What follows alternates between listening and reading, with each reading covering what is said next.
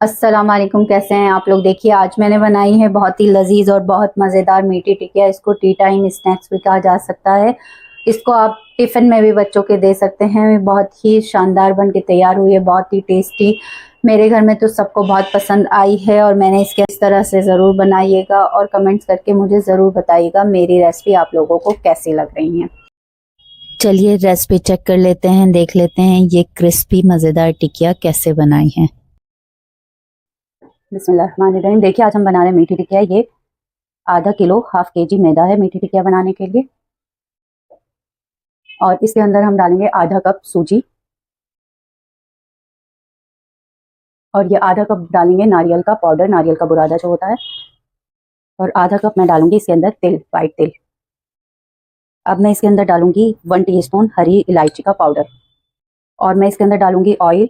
आप घी का भी यूज़ कर सकते हैं। ये मैं 2 टेबल स्पून ऑयल डालूंगी, 2 से 3 टेबल स्पून आप डाल सकते हैं।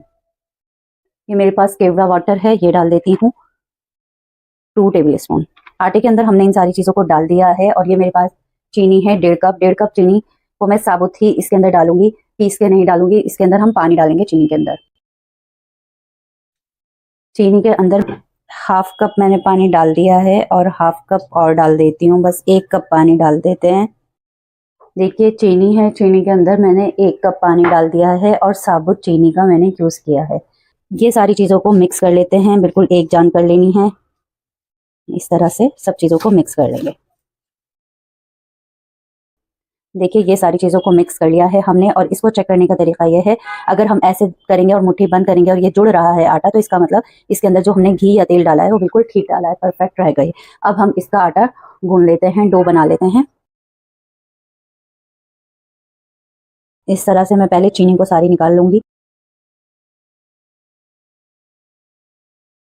जो लोग इसके अंदर पिसी हुई चीनी डालना चाहते हैं वो पिसी हुई चीनी भी डाल सकते हैं। अगर आप इस तरह से साबुत चीनी डालेंगे तो वो टिकिया की बाइट में आएगी तो बहुत ही अच्छी लगेगी, इसलिए मैंने इसके अंदर साबुत चीनी डाली।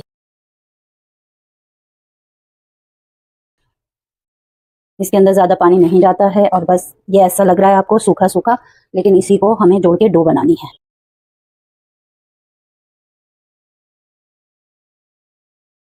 देखिए आटा तैयार हो गया है। ऊपर से हमने थोड़ा सा ऑयल डाल दिया है और इसको अभी हम 10 मिनट के लिए रेस्ट के लिए रख देंगे ढक करके। और देखिए जो हमने 1 कप पानी लिया था चीनी के अंदर वो भी बच गया है। आप 1 कप से कम पानी का यूज़ करिएगा। देखिए डो तैयार हो चुका है, 10-15 मिनट हो गए हैं। अब ये बेलने के लिए तैयार है। अब हम इसको बेल लेते हैं। बस इस तरह से बड़ा सा पेड़ा बना लेना है और अब हम इसको बेलेंगे। आप स्लैब पे बेलना चाहें तो स्लैब पे भी बेल सकते हैं। बस मैं इस तरह से मैंने रख लिया है चकले के ऊपर और मैं इसको बेलूंगी। और बहुत बारीक भी नहीं बेलना है और बहुत मोटा भी नहीं बेलना है। इस तरह से मैं इसको बेल लूंगी। और अगर आपके पास कोई ढक्कन स्टील का ग्लास है या कोई ढक्कन है बॉटल का, आप उससे काट लीजिए, छोटा बड़ा जैसा दिल चाहे वैसा काट लीजिएगा। ये मेरे पास एक ढक्कन था तो मैंने इसकी मदद से इस तरह से मैंने काट लिया है। अगर छोटा काटना चाहें तो छोटा भी काट सकते हैं। देखिए साइड में जगह बची थी तो मैंने इसको छोटा छोटा भी काट लिया है। इस तरह से देखिए ना ज्यादा मोटा है और ना ही ज्यादा पतला है। बहुत पतला भी नहीं रखना है, वो तलने में टूट जाएंगी टिकिया अगर ज्यादा पतली होंगी। बस इस तरह से मैं कुछ काट के रख लूंगी और कुछ मैं बाद में कटिंग कर लूंगी।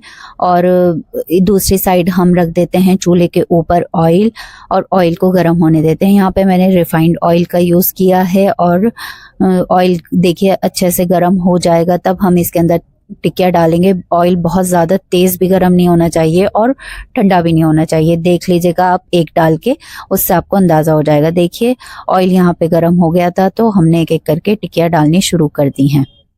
जब ऑयल के अंदर हम टिकिया डालेंगे तो चूल्हे की आंच को तेज़ रखना है हमें और ज़्यादा एक साथ नहीं डालेंगे। बस जितनी आसानी से आपकी बर्तन के अंदर कढ़ाई के अंदर आ जाए इतनी ही डालेंगे।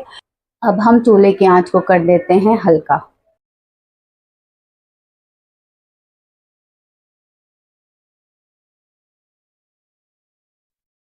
अब देखिए एक एक करके टिकिया को पलट लेते हैं। 1 से 2 मिनट हो गए हैं ऑयल के अंदर डले हुए। फौरन हमें नहीं पलटना है, थोड़े वेट करके ही पलटना है। 1 से 2 मिनट बाद पलटेंगे वरना फौरन पलटने से टूट सकती हैं टिकिया। अब इसी तरह अलट पलट करके दोनों साइड से फ्राई कर लेंगे। देखिए दोनों तरफ से अच्छे से ब्राउन हो जानी चाहिए। हल्की आंच पे हम फ्राई कर रहे हैं, तेज आंच हमने नहीं की है। तेज आंच करने से ऊपर से तो ये ब्राउन हो जाएगी लेकिन अंदर से कच्ची रह जाएगी, इसलिए हमें तेज आंच पे फ्राई नहीं करना है। बस निकालते टाइम जब हम टिक्कियों को निकालेंगे और हमने जिस टाइम डाली थी उस टाइम हमने आंच को तेज रखना है। अब हम चूल्हे की आंच को तेज कर देते हैं और निकाल लेते हैं। देखिए ये अच्छे से ब्राउन हो चुकी हैं। तो जब हम डीप फ्राई करते हैं तो हमें इस बात का ध्यान रखना चाहिए, चूल्हे की आंच जो है निकालते वक्त और डालते वक्त तेज होनी चाहिए। इससे ऑयल नहीं भरेगा टिक्कियों के अंदर या जो भी चीज़ हम फ्राई कर रहे हैं। अब हमने आंच को तेज कर दिया था, अब हम निकाल लेते हैं और इस तरह से बटर पेपर के अंदर निकालेंगे जिससे एक्स्ट्रा ऑयल जो है वो इसी बटर पेपर के अंदर रह जाए। और ऐसे करके निकालेंगे, ऑयल ना आए साथ में।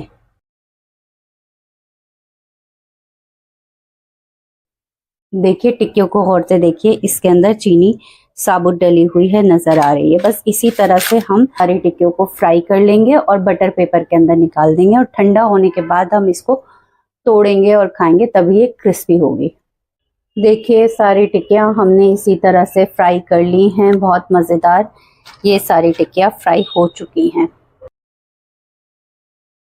ये मज़ेदार मीठी टिक्कियां बनके तैयार हो गई हैं। इसको हमें अभी थोड़ा खुले में रखना है, ठंडी होने के बाद हम किसी एयर टाइट बॉक्स में भर के रख लेंगे या फिर पॉलिथीन में भी आप टाइट बांध के रख सकते हैं, बाहर भी रख सकते हैं, ख़राब नहीं होती हैं।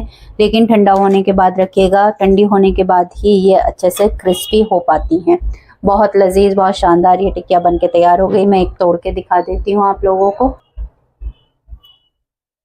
देखिए अंदर से भी बहुत अच्छे से हुई है, बिल्कुल भी कच्ची नहीं है। आप इसको बच्चों के लंच में दीजिए, चाय के साथ भी आप इसको सर्व कर सकते हैं।